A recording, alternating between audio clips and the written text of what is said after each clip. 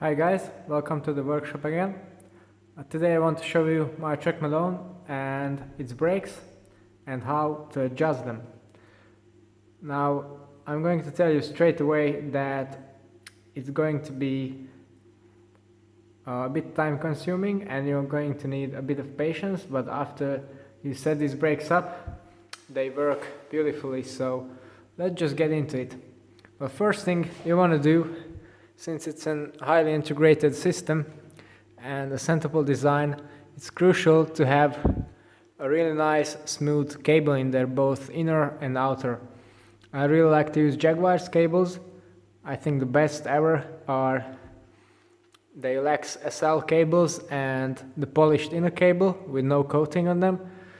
That's, I think, the slickest cable on the market, but I also really like Shimano Teflon cables.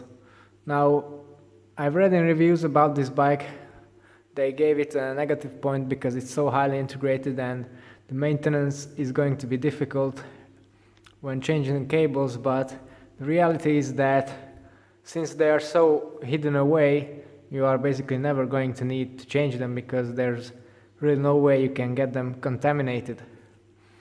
So anyway, if you have a nice slick cable in there, some nice lever pull, then the first thing you need to keep an eye out is setting up the wedge itself. It has a positioning mark, so make sure you obey that according to the track manual, because if you don't, if you cut your cable too short and put your wedge too far up, then the wedge will hit the vector rings when you try to turn the bar, and that can lead to some problems. In the worst case scenario, you can't turn the bars or you just rip the little wings off, so definitely don't use the position of the wedge to adjust your brakes. What you want to do instead is you start basically by these upper screws. They're on both sides of each brake. I'm showing you the front brake now, but it really is the same in the rear. So these have little markings on them showing rim width, plus and minus, and this indeed is where you adjust the width of your pads, and you do that by using a 2mm Allen key. And my suggestion is, no matter where your wheel sits in your fork at first or in your brake, the first thing you want to do is you undo the lower bolts completely. These are the left to right balance basically. They adjust the spring tension on the two springs, so they move your brake around. Well, you need to undo those completely, then you adjust the rim width or the upper screws in a way that they almost touch the rim. You have to adjust them, the pads, a bit closer than you actually want to when you're finished, because then when you proceed to the lower screws, where you start adjusting the balance, then actually using the screws you pull them a little bit apart. So to summarize, when you have the wedge correctly adjusted with your nice cable in there, you undo the lower spring tension screws or the balance screws, then you adjust the upper screws or the rim width screws until your pads are a bit closer than you want them to be, and afterwards you start playing around with the balance screws. Well, I have found that the springs in there got a little bit weaker over time, so I think after a braking period they need some readjustment, but make sure you do the upper adjustment screws, or again the pad width or the rim width screws. They have to be exactly even on both sides, so you have the same amount of threads showing, so that way you can really just dial the springs in, so the brake is nice and centered over the rim, like I have here now. And you also want to do a fair bit of tension, because if there's not enough tension in there, then basically the whole brake will feel a bit vague and the return will be slow. So I recommend you to adjust a bit more tension in there. And the lower screws, of course, don't need to be done up evenly, because you need to compensate for the discrepancy in the rim itself and the brake and fork and everything. So that's what you need to do.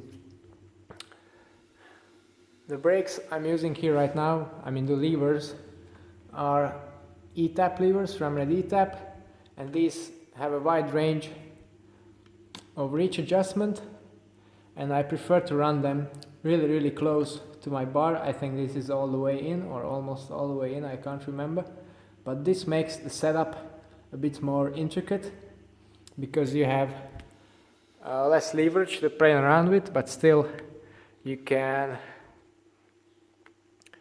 set it up just spot on. If you look at the clearance, this is Zip 303, which is pretty much one of the widest rims on the market, and it fits there no problem. As you can see, plenty of clearance. Also 25mm tubular tire, again no problem. I think a 30 will fit just right, so you can use this bike pretty much for anything. Then of course this cover is now removed. Make sure you don't do these cover bolts up too tight, because that can jam your brake and hinder the operation. The quick release, again on both front and rear brakes, not really useful if you run modern air rims, because then the rim is always going to be wider than your tire. If not, of course, then you need this to remove your wheel, but that's not my case. I don't think I have ever used it, aside from these moments. It's also a good idea, if you ride in filthy conditions, to spray some light lube on the wedge from time to time, and also these roller cams and springs and so on, to protect them from corrosion and to keep them running really nice and smoothly. Okay, I'm going to show you the rear brake now,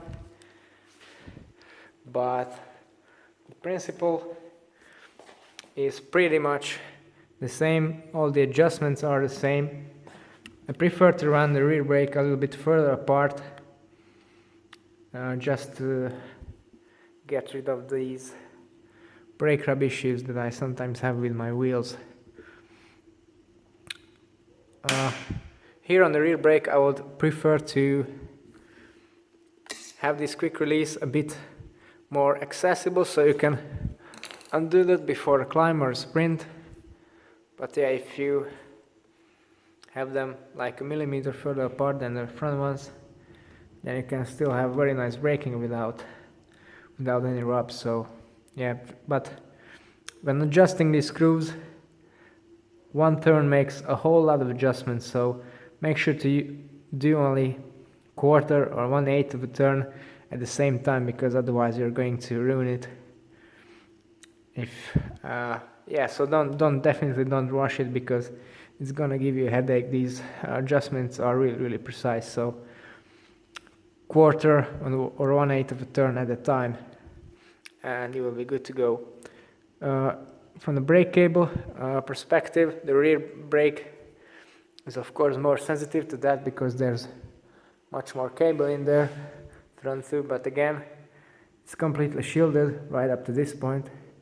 This little rubber, I think it's included with the frame, so it does a really good job of protecting the cables, so you never really need to change that. I have almost 10,000 kilometers clogged up on this bike, and these are still the original cables, and they run just like brand new, so definitely not a reason to be afraid of this bike from this maintenance perspective. Okay, so this was pretty much everything I can tell you about these brakes from nearly 1 year of use. I hope it helped. when setting up your bike. If you want to know more about this bike or some other interesting bicycles and high-end bicycle products, then don't forget to tune into my channel and subscribe. It's all for today. Thanks for watching and see you next time.